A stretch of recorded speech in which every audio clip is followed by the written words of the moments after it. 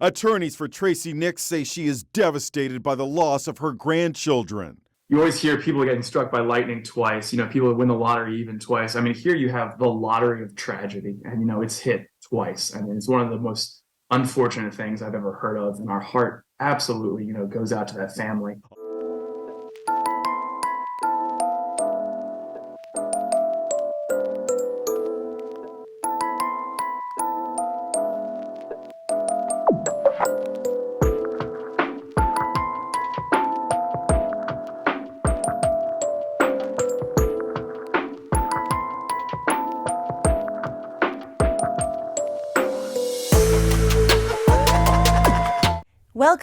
Welcome back, and thanks for being here. I'm Cassie, and this is A Wicked World. If you haven't checked out A Wicked World on Patreon yet, and you want to have access to over 50 exclusive videos with new ones being added each month, then make sure you do that using the link in the description box below. Now, the story I have for you today is about two siblings who died just months apart from one another, both while they were in the care of the exact same grandmother. This is the story of Ezra and Uriel Schock.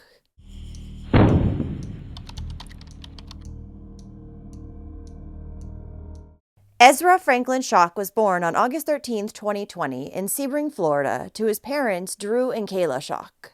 He had the best smile and was a sweet little boy who loved his parents and his big brother Asher immensely. His younger sister Uriel, or Yuri for short, Jane Schock, who shared the same parents, would be born 2 years later on March 5, 2022.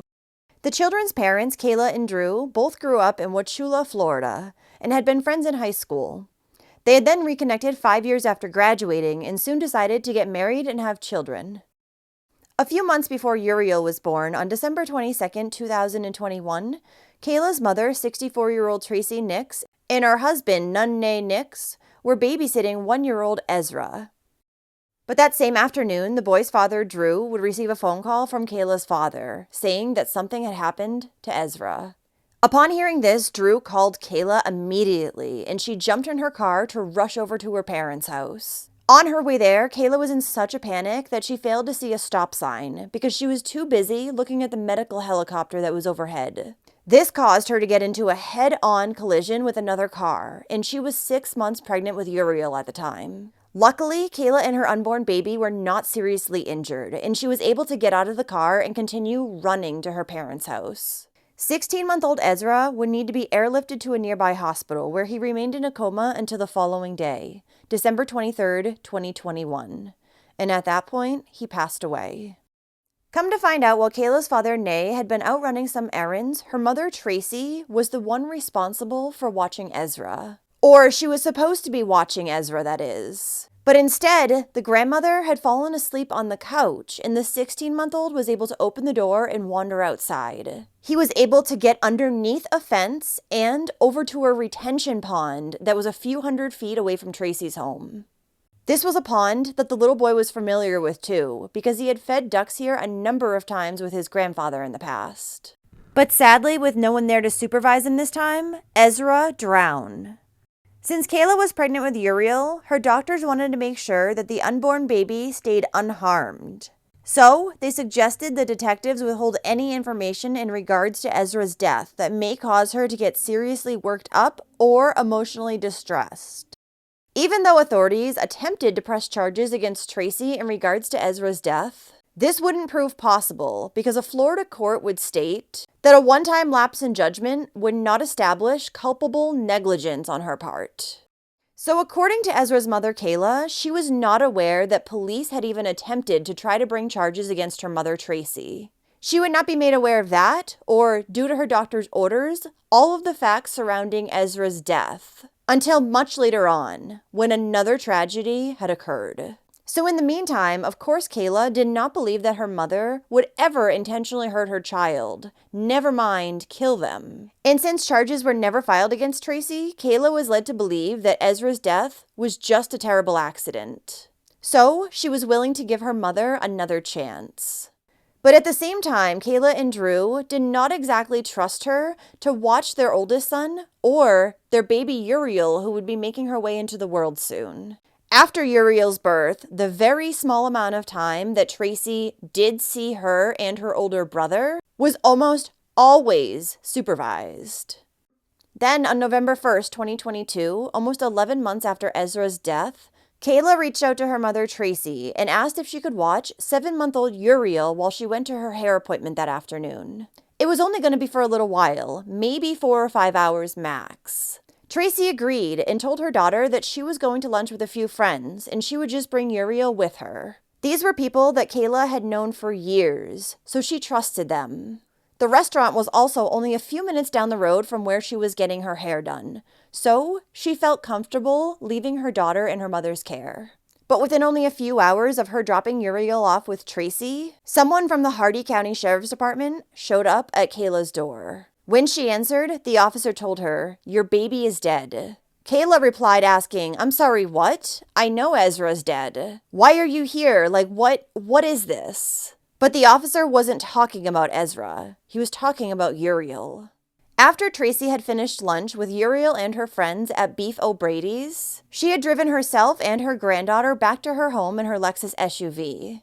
It was about a 7-minute drive, and on the way there, Tracy gave the baby girl a bottle, which caused her to fall asleep. When they arrived back at the grandmother's home, Tracy remembered looking in the rearview mirror and seeing nothing, so she got out of the vehicle, leaving Uriel behind. Once inside, Tracy took care of her dog and then played the piano for a long time. The grandmother didn't even remember that Uriel was still in her SUV when she later got back into the vehicle and took it and drove it from the front yard to the barn in the backyard. There, she would speak with her husband for a few minutes while she waited for her other daughter, Rebecca, and her grandson to arrive. That's when Tracy finally remembered her granddaughter, and she asked her husband, Nay, "When did Kayla pick up Uriel?" To which he told her, "I don't know. I've been outside the whole time." Tracy began to panic, and she flung the car door open. Sitting there, still restrained in her car seat, was 7-month-old Uriel. She was visibly deceased. Uriel's grandfather, Nay, immediately took the baby out of her car seat and placed her on the ground, then began administering CPR. But it was already much too late. Uriel wasn't moving or breathing. She was gone. Her onesie was completely soaked in sweat, and rigor mortis had already begun to set in. The temperatures outside that day had reached 90 degrees, meaning that inside the car, with its rolled-up windows, it had gotten even hotter. Tracy's other daughter, Rebecca, had arrived at the home with her son at this point, and she called 911. During the call, she can be heard asking her mother, Tracy, how long Uriel had been left in the car, and Tracy said, "A while." 911, where is your emergency? 1478 Haven Road. What's happening at 1478 Haven Road? Someone with my niece in the car. I don't know. I just pulled up, but we need EMS, like, immediately. Please. All right. Your niece was left in the car? Is she breathing? I don't know what happened. I have no idea. I can't even fathom this right now. My nephew just... Can you get to her so we can answer some questions? No, I don't know what's going on. I can't. My mom I can't. I literally can't. I have no idea. Talk to your dad if he's with your niece? My dad, it has her right now. My dad has her. Oh, Lord. How old is your niece? Oh, my God. This is really, really, really bad. Oh, no. Oh, Ma'am? Oh, yep. My name is Rebecca Tucker. My parents are named Tracey Nix. Okay. Ma'am, how old is your niece? I don't know. She's only a couple months old. Okay. I need you to be with her because I need to know if she's breathing, and I need to know now. It doesn't seem like it.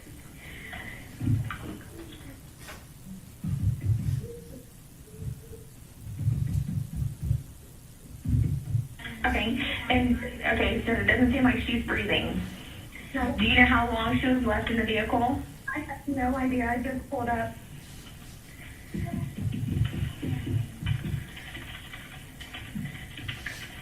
Please. Okay, I have help on the way, but I'm gonna stay on the phone with you while you're there. Oh, Lord. Okay, can you... Well, I have my 12-year-old son. Okay, how old is your niece? Is it gonna be the baby? 6 months old. Okay. Take the cake, please, and I'm gonna take you home. I can't be here for this.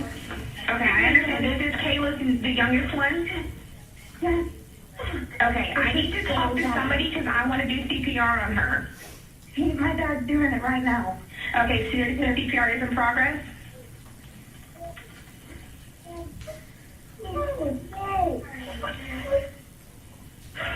Are you doing CPR? Oh my God, she's dead.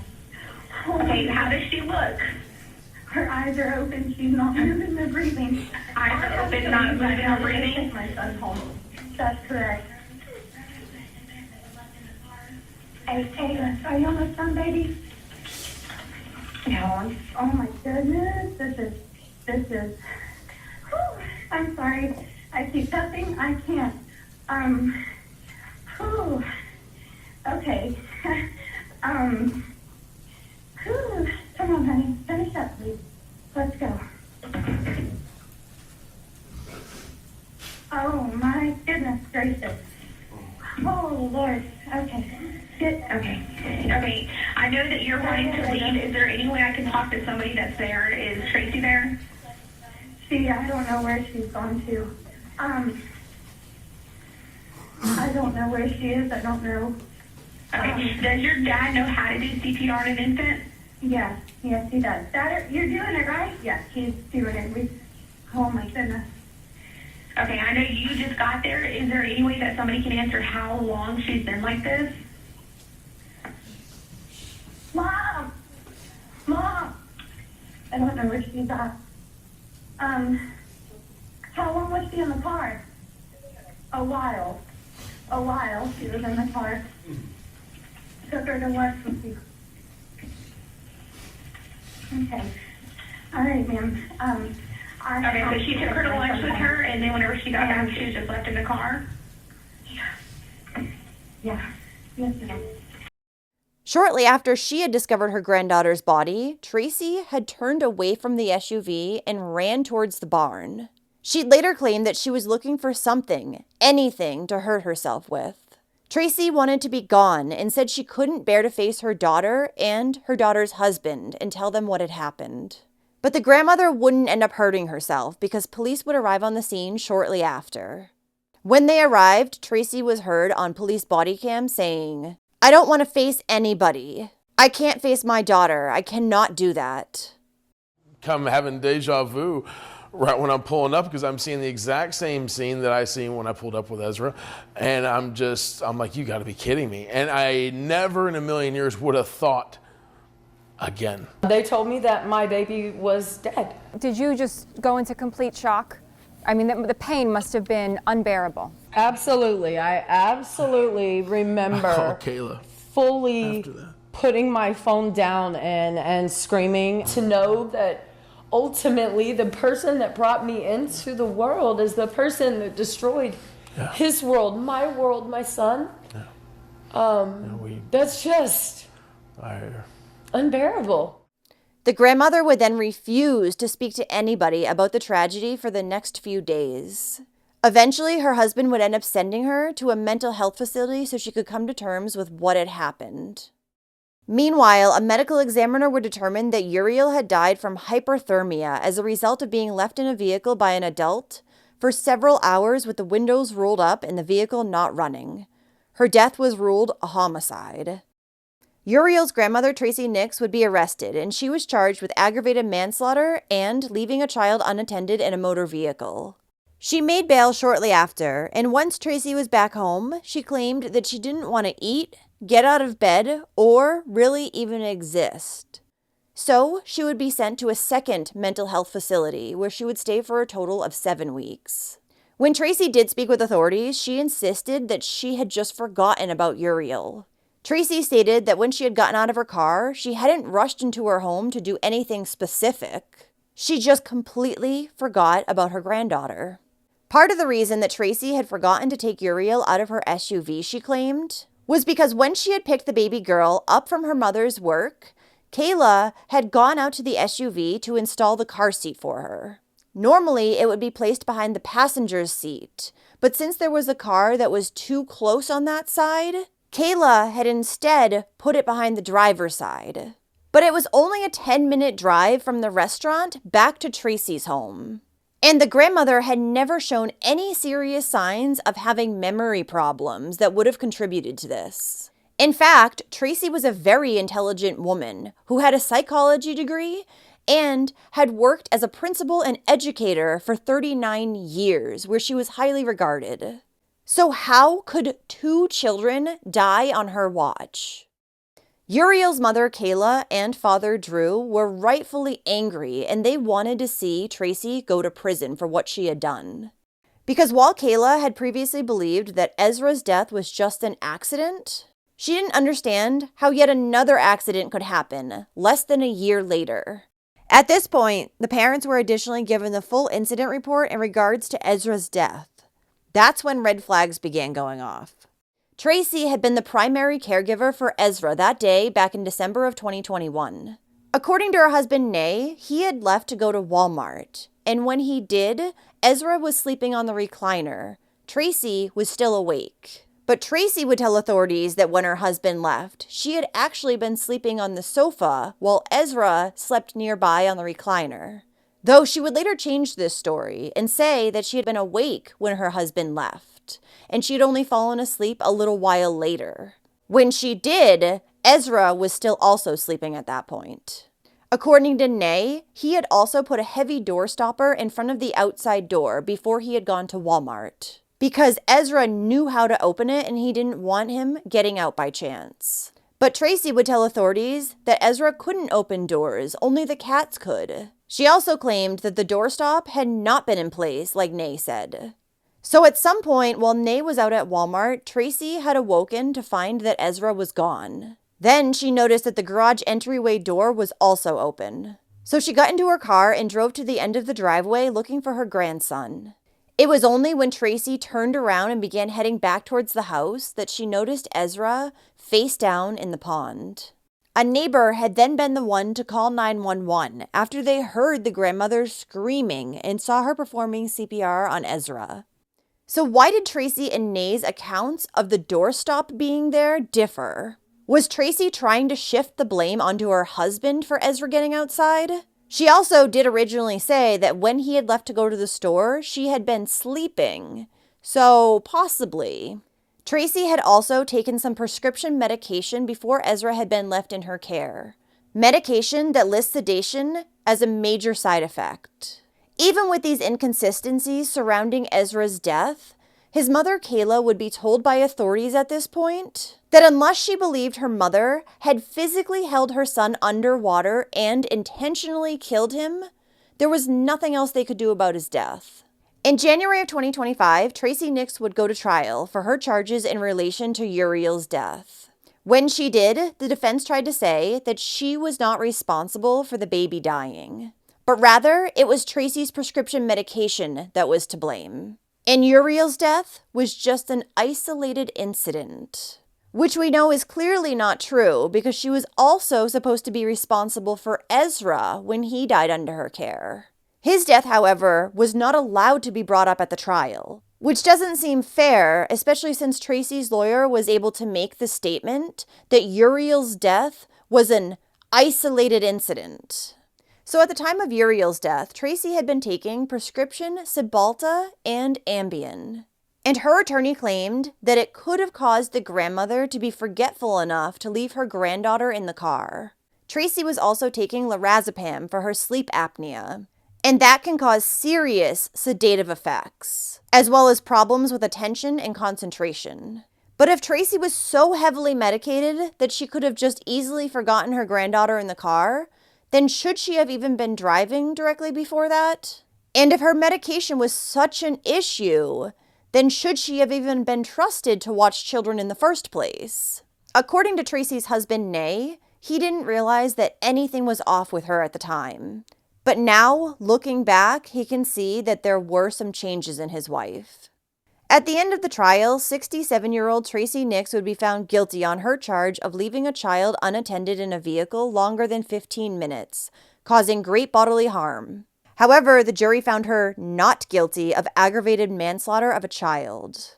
Prior to Tracy receiving her sentence, Uriel and Ezra's mother, Kayla, would speak, and she would say to Tracy, "I still love you. I hate this. I hate that I have to choose, but you know I had to.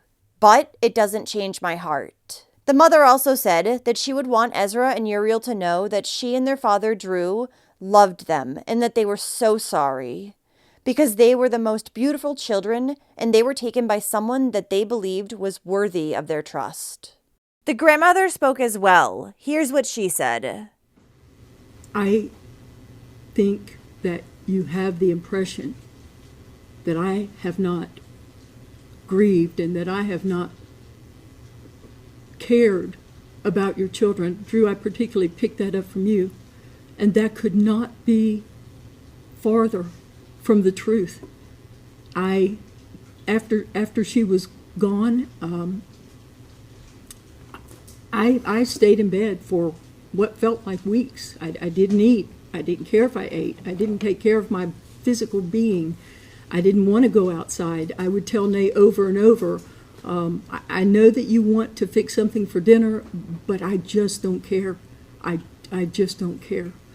And I was like that a long time until finally I decided I had to do something about it. And the courts were good enough to allow me to go to Blackberry. Blackberry was an alcohol, drug, and trauma center, and I was there for trauma, and I was there 7 weeks. So I spent 2 weeks at Peace River and 7 weeks at Blackberry. It did help because I saw a psychiatrist every day, a psychologist, or a therapist. I saw one of the two of them every day. My fear in just going straight into some sort of counseling was that if I ever opened that box and then didn't see somebody for another week, I would never have been able to handle that. But after 7 weeks of intensive attention and therapy, when I got home, I began therapy every Friday until actually the Friday before trial. So for almost 2 years, trying to wrap my head around it, trying to. And I want to just go on and make another comment that Drew said, that you hadn't even received an apology from me. You had not received an apology because I wasn't allowed to talk to you. I wasn't allowed to be close to you. But let me tell you something.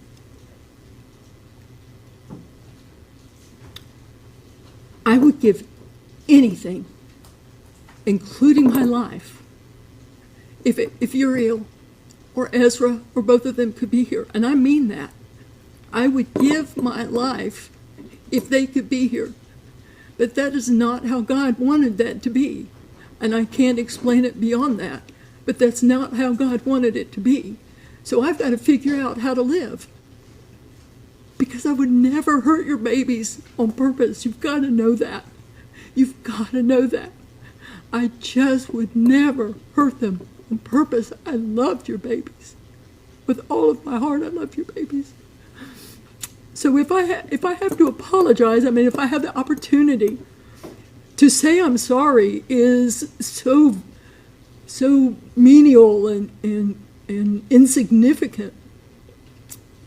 But maybe if I told you that I would literally lay my life down for them, maybe that would make the I'm sorry more meaningful. I would do that if it would bring them back. You've got to know that. I don't know what else to say. I could probably babble on, but the important thing is that you know that I wouldn't hurt your babies. I just wouldn't. Now, even though a psychiatrist who had spoken during the trial said that Tracy was one of the most genuine people he had ever interviewed and was honest and remorseful, that's not exactly what the judge would say about the grandmother prior to her being sentenced. He believed that Tracy was just showing sorrow rather than remorse. He said, "I see her more concerned with her community image than the death of a child. I do not believe she's shown remorse. I believe she's showing sorrow. Sorrow is not the same as remorse." The judge then handed her the maximum possible sentence, which was 5 years in prison. I was relieved to hear that there was going to be accountability and ownership and a conclusion to this part of this story. One of the things that we have struggled with through this whole case has been the exclusion of my other story, which is my son that drowned in her care. And so for us, this is a win for Uri. But I have a son named Ezra, and he has not been spoken of. And he died in her care. And I don't have any accountability or any answers for that. And I continue to look for those answers to what happened in that case and why that case was not worthy of prosecution at that time. So we're going to be going back in with the state and having a few more conversations to see. But in this moment, we are relieved. The daughter and me had a very hard time with her being taken, and I ended up stepping aside for that moment. And it isn't something that I would ever call a win for me. It is a win for justice for my daughter. And we are grateful to the jurors that spent their time, to all the experts, to all the police and EMTs and every person that played a hand in this trial. We are truly grateful for your consideration and your time and the energy you guys have spent, as well as you guys from the media. I'm truly grateful for giving my story a voice and giving our kids a chance for the world to see that they were incredibly wanted and loved and valued to us. And we are happy ultimately with what the state provided for us in terms of this case with Ezra, or with Uri. And I continue to look for a way to address my son Ezra's issue, because it's something I feel worthy of attention. For it being not guilty, it does sting. I'm thankful though that we did get something. I didn't want to walk out of there and see her walk away like she's been for the past 2 years and just being out and about. I was glad to see that the jury did see our side of it, even though they didn't push for the maximum sentence. It was still, like I said, a form of justice. Well, and as her daughter, I've struggled the whole time with understanding why there couldn't just be that ownership and what did happen. Like, why did we do this? The destruction that has come from this process is pretty unfathomable as well. You know, my kids are dead, but I've lost a lot more than that. My son's lost a brother. My son's lost a sister. Absolutely. You know what I mean? We look at it from that perspective, and it's, we advocate for our children. Yeah. Tracy's attorney would say that while he considered the aggravated manslaughter charge acquittal a win, he plans on appealing her guilty verdict on the other charge. He stated that he plans on bringing up expert testimony that was not allowed to be used during Tracy's trial. This testimony says that she had been taking a double dose of Ambien on the day that she had been watching Uriel. Though I don't understand how that's going to help her case, because if she was taking double the dose of a prescribed medication, then isn't that her fault? And shouldn't she still be just as responsible, if not more, for her granddaughter's death? Ezra Schock's funeral was held on Tuesday, December 28, 2021, at First Baptist Church in Wauchula, Florida. His little sister's funeral was held less than a year later on November 8, 2022, also at First Baptist Church.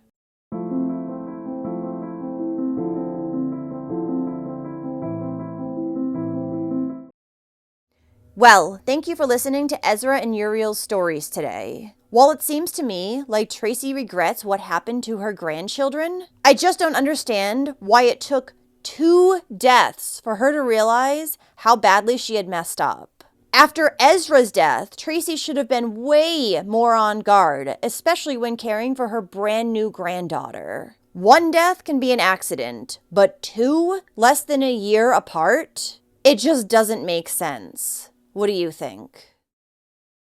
So, if you like true crime and you want to hear it from me, then don't forget to hit that subscribe button below and turn on your notifications too, so you'll know when I upload a new video, which is at least 3 times every single week. Thanks for watching A Wicked World today. Until next time, take care, guys. Bye. Thank you to all the patrons of A Wicked World. Now, there's even more of A Wicked World on Patreon, so check it out on patreon.com/awickedworld. Or use the Patreon app. You'll have access to exclusive videos each month and more. Any support truly helps to make sure the victims are never forgotten and to highlight the shortcomings of society associated with each case. Do you have a suggestion for a story you'd like to see me cover? If so, send me an email to awickedworldtruecrime@gmail.com.